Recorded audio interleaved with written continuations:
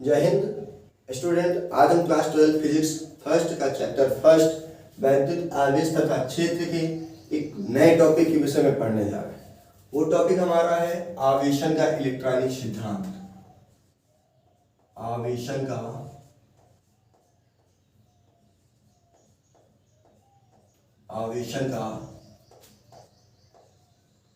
Electronic सिद्धांत। आवेशन का electronic सिद्धांत।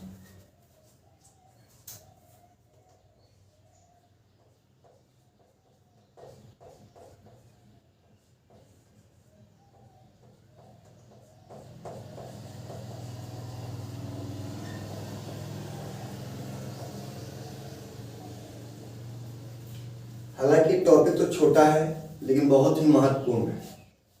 देखिए, बात क्या करनी इसमें, वैज्ञानिकों ने एक मत दिया जो कि अभी नया नया था। इससे पहले कई मत आए पदार्थ से संबंधित। वैज्ञानिकों के नए मत के अनुसार जो उन्होंने कहा, प्रत्येक पदार्थ जो है परमाणुओं से मिलकर बना है, छोटे छोटे कणों से मिलकर बना है। आधुनिक मत के अनुसार, आधुनिक मत में कहा गया आधुनिक मतानुसार प्रत्येक पदार्थ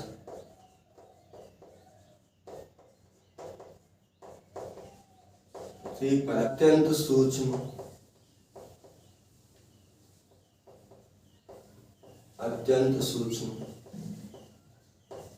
कणों से मिलकर बना है।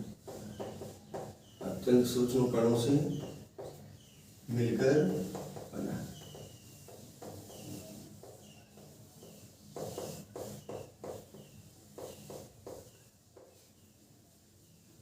आधुनिक परिभाषा में ये कहा गया कि जो भी पदार्थ है, कोई भी पदार्थ हो, प्रत्येक पदार्थ सूक्ष्म अत्यंत सूक्ष्म कणों से मिलकर बना, छोटे से छोटे कणों से मिलकर बना है, जिन्हें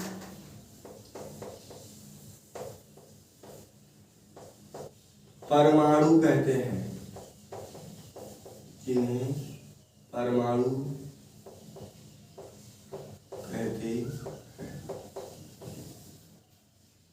आधुनिक परिभाषा के अनुसार प्रत्येक पदार्थ जो है छोटे छोटे कणों से मिलकर बना है, और उन छोटे छोटे कणों को ही हम लोग परमाणु कहते हैं। इन छोटे छोटे कणों में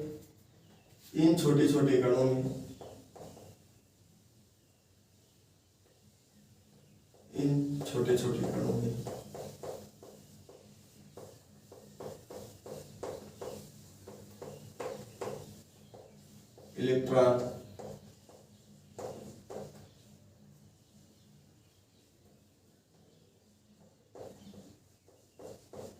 प्रोटॉन और न्यूट्रॉन शामिल है। इलेक्ट्रॉन, प्रोटॉन और न्यूट्रॉन शामिल। कोई भी पदार्थ हो छोटे छोटे कणों से मिलकर बना, उन सभी छोटे छोटे कणों में हमें इलेक्ट्रॉन मिलेगा, प्रोटॉन मिलेगा और न्यूट्रॉन मिलेगा। पदार्थ बहुत ही, कोई भी मतलब कि जो हम बात करते हैं कि परमाणु का आकार बहुत ही छोटा है। मान लेते जैसे कि हमारा परमाणु है,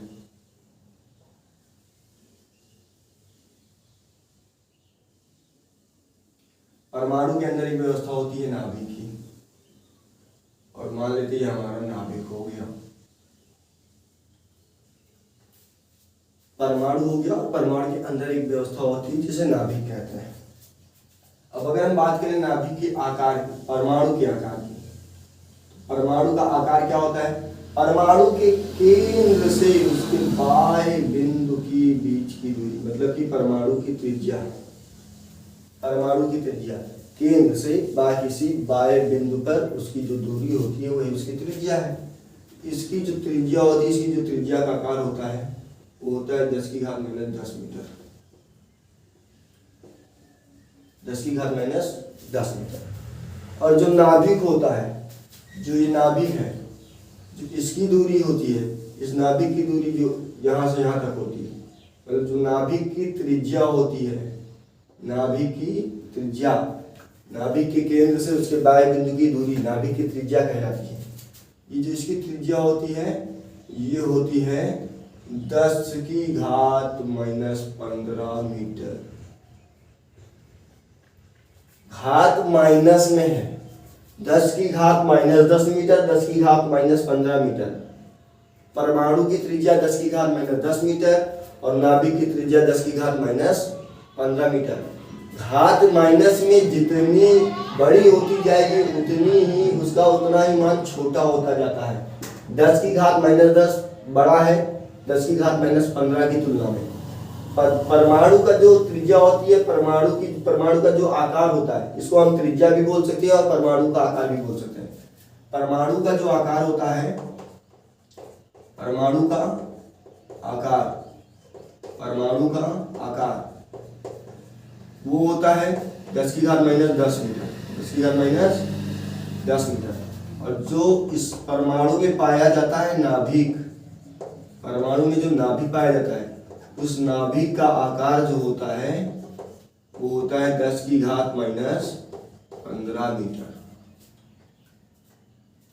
अब नाभिक में क्या होता है और परमाणु में क्या होता है अन्य जगह पर, उस बात को समझने के लिए हम एक अलग फिगर बनाते हैं। तो उसमें हम ऐसे ही करते हैं। अब देखिए, इसको जितने ऐसे गोल गोल बना देंगे उसको कहा जाता है कक्षक। उसको क्या कहा जाता है? कक्षक या कक्षा। अब हम 1 2 3 4 5 6 7 बना सकते हैं, वो पदार्थ के हिसाब से, वो हम आगे पढ़ेंगे। और ये जो दूसरा है इसको कहते हैं नाभिक। ये अंदर है मान लेते हैं, इसको कहते हैं नाभिक। अब पदार्थ के जो नाभिक में होता है, पदार्थ के नाभिक में पाया जाता है धन आवेश, जिसको हम लोग प्रोटॉन कहते हैं। पदार्थ के नाभिक में पाया जाता है धन आवेश, जिसको हम लोग प्रोटॉन कहते हैं। यहाँ जो धन आवेश है वो क्या है? प्रोटॉन। यहाँ जो धन आवेश है वो क्या है? प्रोटॉन। जो हमारा धन आवेश है वो प्रोटॉन। और उसके बाद जो इसकी कक्षा में यहाँ पर कहीं बाहर, यहाँ कहीं बाहर कहीं पर, वहाँ पर पाया जाता है ऋण आवेश, जिसको हम लोग कहते हैं इलेक्ट्रॉन।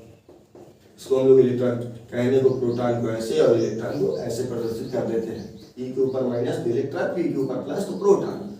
नाभिक के अंदर पाया जाता है धनावेश और नाभिक के बाहर कक्षा में पाया जाता है ऋण आवेश।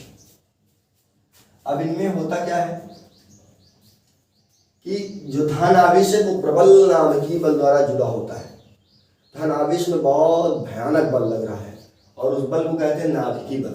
नाभिक के द्वारा नाभिक परमाणु का बीचों बीच वाला भाग, केंद्र, नाभिक के द्वारा धन आवेश पर जितना बल लगाया जा रहा है उसी आवेश को कहते हैं, उसी बल को कहते हैं नाभिकीय बल। और नाभिकीय बल बहुत मजबूत होता है। ये प्लस को कहीं आने जाने ही नहीं देता है, कहीं भी नहीं जाने देता है। अब नाभिकीय बल प्लस पे बहुत ज्यादा, माइनस पे कम लग रहा है, प्लस पे बहुत ज्यादा और माइनस पे कम लग रहा है। तो आने जाने की छूट माइनस को मिल जाती है, आने जाने की छूट माइनस को मिल जाती है। माइनस क्या करता है? माइनस किसी वस्तु को अगर हम रगड़ देते हैं, किसी वस्तु को, मान लिया, प्रक्रिया तो 3 है अभी जो हम बताने जा रहे हैं, लेकिन हम एक प्रक्रिया की बात कर लेते हैं। किसी वस्तु को अगर हमने ऐसे रगड़ दिया, अब उस वस्तु में होता क्या है? किसी एक वस्तु के इलेक्ट्रॉन दूसरी वस्तु में चले जाते हैं। इन्हीं 2 वस्तुओं को हमने रगड़ दिया तो किसी एक वस्तु के इलेक्ट्रॉन किसी दूसरे वस्तु में चले जाते हैं। जब चले जाते हैं तो जिस वस्तु से इलेक्ट्रॉन चले गए उसमें इलेक्ट्रॉनों की संख्या कम, मतलब कि धन की संख्या ज्यादा, और जिसमें चले गए उसमें इलेक्ट्रॉनों की संख्या ज्यादा और धन की संख्या कम। फिर से देखिए, हमने 2 वस्तुओं को रगड़ दिया और माना इससे इलेक्ट्रॉन इसमें चले गए, इलेक्ट्रॉन चले गए, तो इसमें इलेक्ट्रॉनों की संख्या कम और प्रोटॉनों की संख्या ज्यादा। क्यों? क्योंकि प्रत्येक पदार्थ में इलेक्ट्रॉन और प्रोटॉन की संख्या बराबर होती है। तो जब इलेक्ट्रॉन चला गया तो इसमें प्रोटॉन ज्यादा हो गया ना, प्रोटॉन ज्यादा हो गया। पिछली क्लास में हमने बताया था, पिछली क्लास देख लीजिएगा अगर पिछली क्लास नहीं देखे हैं तो। अब इलेक्ट्रॉन इसमें चला गया, इलेक्ट्रॉन इसमें ज्यादा, अब प्रोटॉन इसमें क्या हो गया? कम। इसमें प्रोटॉन ज्यादा, इलेक्ट्रॉन कम, इसमें इलेक्ट्रॉन ज्यादा, प्रोटॉन कम। और दोनों की दोनों ही वस्तुएं हो गई हैं आवेशित, आवेशित हो गई हैं। ये बात भी पिछली क्लास में बताए हैं। आवेशित हो जाने का मतलब इसमें कोई आवेश ज्यादा हो गया है और इसमें भी कोई आवेश ज्यादा हो गया, या इसमें कोई आवेश कम हो गया और इसमें भी कोई आवेश कम। तो जब किन्हीं पदार्थों में कोई आवेश ज्यादा या कम हो जाता है तो उसे हम बोलते हैं आवेशित हो जाना। अब यहां पर देखें, इसमें क्या हुआ है कि इलेक्ट्रॉन क्या हो गए, इसमें ज्यादा हो गए, सॉरी इसमें इलेक्ट्रॉन क्या हो गए, कम हो गए। प्रोटॉन क्या हो गए, ज्यादा। इलेक्ट्रॉन क्या हो गए, ज्यादा। प्रोटॉन क्या हो गए, कम। तो अब इसमें धन ज्यादा तो ये धनावेशित, इसमें ऋण इलेक्ट्रॉन ज्यादा तो ये ऋणावेशित। इसमें प्रोटॉन ज्यादा मतलब कि धन ज्यादा तो ये धनावेशित, इसमें इलेक्ट्रॉन ज्यादा मतलब कि ऋण ज्यादा तो ऋणावेशित। समझ में आ गई बात? क्यों इलेक्ट्रॉन ही क्यों गए भैया, इलेक्ट्रॉन ही क्यों गए, प्रोटॉन चर्चा काहे नहीं चले गए, क्यों नहीं गए प्रोटॉन? क्योंकि प्रोटॉन पे कोई फोर्स लगा के बैठा है, कोई ताकत लगा के बैठा है। प्रोटॉन तुमको हम जाने नहीं देंगे, प्रोटॉन कोई ताकत लगा के बैठा, एकदम दबा के बैठा उसको, और प्रोटॉन बेचारा खिसक भी नहीं सकता। लेकिन इलेक्ट्रॉन, इलेक्ट्रॉन ताकत तो बहुत कम है, इलेक्ट्रॉन पे ताकत बहुत कम है। ये नाभिकीय बल, इसका ताकत इलेक्ट्रॉन पे बहुत कम है। नाभिक की जो ताकत है, नाभिकीय बल की जो पावर है, प्रोटॉन पे ज्यादा, क्योंकि प्रोटॉन यहीं पर है और ये पकड़ लिया को दबा के एकदम। और इलेक्ट्रॉन यहाँ पे, अब कैसे पकड़ होगी, इलेक्ट्रॉन तो भाग सकता है, इलेक्ट्रॉन यहाँ पे, इलेक्ट्रॉन तो भाग जाएगा, इलेक्ट्रॉन तो भाग जाएगा। लो इलेक्ट्रॉन भाग रहा है, आए पकड़ लो, दिखता है।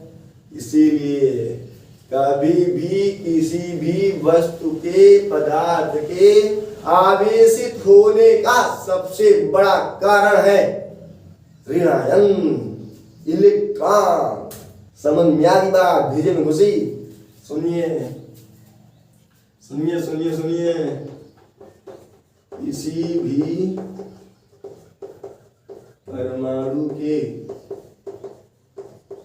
आवेशित होने का, आवेशित होने का कारण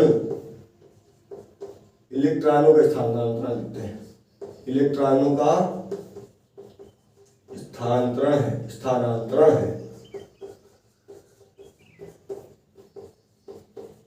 अगर इलेक्ट्रॉन स्थानांतरित ना हो तो वस्तु कभी आवेशित हो ही नहीं सकती। आई बात समझ में? तो पहले क्या होता है, जब रगड़ते नहीं तो उससे पहले वस्तु क्या होती है? अरे बाबू, वो वस्तु जो होती है उदासीन होती है। हाँ, उदासीन होती है। उदासीन का मतलब क्या हुआ? अरे वस्तु के उदासीन होने का मतलब हुआ, वस्तु के उदासीन होने का अर्थ है, होने का अर्थ है इलेक्ट्रॉन की संख्या बराबर प्रोटॉन की संख्या, प्रोटॉनों की संख्या है। मतलब हाँ, सही समझे, मतलब कि प्रत्येक वस्तु में, प्रत्येक पदार्थ में जितना इलेक्ट्रॉन होता है उतना ही प्रोटॉन होता है। और जब इनको रगड़ो तभी ये आवेशित हो सकती हैं, या किन्हीं अन्य भी विधियों द्वारा ये आवेशित हो सकती है, लेकिन उससे पहले ये आवेशित नहीं, उदासीन होती है। समझ में आई बात बबुआ? अब इधर देखो, देखो तीन चीजें हम आपको बताते हैं। मान लिया ऐसे करके हमारा पदार्थ है, मान लो, मानने में कहा जाता है यार, और ये ऐसे फिर हमारा ये पदार्थ है, फिर ऐसे हमारा पदार्थ है। ठीक है, थोड़ा डिब्बा ऊपर सही नहीं बना तो काम चलाओ। यहाँ पे क्या हुआ, अगर इलेक्ट्रॉनों की जो संख्या है, जितने इलेक्ट्रॉन हैं उतने ही प्रोटॉन है। मान लिया जितने इलेक्ट्रॉन उतने ही प्रोटॉन। इसी वस्तु में या तो ऐसा हो सकता है, या तो उस वस्तु में ऐसा हो सकता है कि इलेक्ट्रॉन क्या हो जाए, ज्यादा हो जाए, और प्रोटॉन क्या हो जाए, कम हो जाए। या उस वस्तु में ऐसा हो जाएगा, इलेक्ट्रॉन जो है कम हो जाए और प्रोटॉन जो है ज्यादा हो जाए। तीन ही कंडीशन होती है चाचा। या तो इलेक्ट्रॉन और प्रोटॉन की संख्या बराबर, या तो इलेक्ट्रॉन की संख्या ज्यादा प्रोटॉन से, या तो इलेक्ट्रॉन की संख्या कम प्रोटॉन से। हालांकि प्रत्येक वस्तु इसी अवस्था में होती है, इलेक्ट्रॉन और प्रोटॉन की संख्या बराबर। तो इसी कंडीशन को तो हम लोग उदासीन कहते हैं। क्या कहते हैं? उदासीन कहते हैं। और जब इलेक्ट्रॉनों की संख्या प्रोटॉन से ज्यादा, तो इसी को हम लोग कहते हैं कि वस्तु भैया ऋणावेशित हो गए हैं। क्या हो गए? ऋणावेशित हो गए हैं। और जब इलेक्ट्रॉन कम प्रोटॉन ज्यादा, अरे वस्तु हमारी धनावेशित है। कैसी है बाबू? धनावेशित है। समझ में आ गई इतनी बात? Done done done done. चले अब देखें, हम लोग अगर बात करें इलेक्ट्रॉन, प्रोटॉन और न्यूट्रॉन, किसी भी वस्तु में इलेक्ट्रॉन बता दिए तो हम बात कर लेते हैं इलेक्ट्रॉन प्रोटॉन। इलेक्ट्रॉन प्रोटॉन की बात करते हैं क्योंकि न्यूट्रॉन को कोई हमें काम आने वाला नहीं है। जब आएगा तो हम बता देंगे आपसे। इलेक्ट्रॉन और प्रोटॉन की अगर हम बात करें, तो इलेक्ट्रॉन और प्रोटॉन का जो आवेश होता है परिमाण में बराबर होता है। सबसे पहले बात सुनिए आप, इलेक्ट्रॉन तथा प्रोटॉन, इलेक्ट्रॉन तथा प्रोटॉन पर आवेश परिमाण में क्या होता है? बराबर। परिमाण में बराबर होता है, मतलब कि इनका आवेश क्या होता है? परिमाण में बराबर होता है। अभी इसको देखियो, हम यहां से फिर इस पर बात करते हैं। अगर बात करें इलेक्ट्रॉन पर आवेश की या प्रोटॉन पर आवेश की,